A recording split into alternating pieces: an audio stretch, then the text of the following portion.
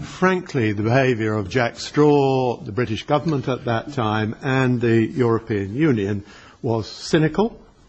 It was in the mistaken belief, the blacklisting of the PMOI was in the mistaken belief that in so doing they could ingratiate themselves with the Iranian mullahs, with a view, of course, to persuading a change in behaviour.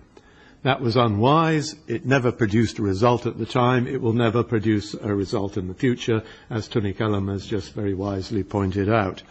The lessons of history, sadly, have not been learned, and today one hears and reads there's quite a lot of pressure on the Western countries to cosy up with Iran with a view to confronting ISIS, simply on the basis that your enemy's enemy has to be your friend.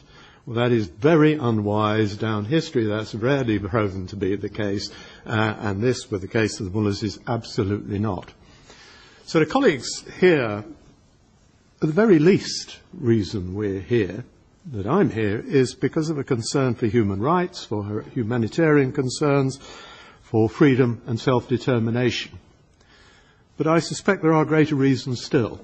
For me, Iran presents a more sinister threat still, whether it be through its medieval regime, and as you rightly referred earlier to 1,000 hangings this year, but actually also through their covert support for Hamas and Hezbollah. They are an unsettling regime in the region. And for that, therefore, the obvious way forward for us has to be to support the Iranian opposition. And as parliamentarians, you have to admire the courage and persistence of Maryam Rajavi. She is achieving what no doubt many of us would like to achieve in our lives, but with immense courage, and the very least we can do is give her support. We give that support in the long-term hope and aim of democratic change. But I fully accept we live in the real world, and that is a very long-term hope, but an aspiration we must continue to work towards.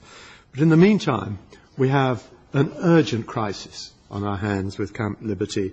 The situation there is completely unacceptable and intolerable, and it is time for us to speak out. I commend my colleagues here for supporting this movement, and I finish with, by way of encouraging my colleagues, finish with the observation that for evil to prevail, all it requires is the good to do nothing.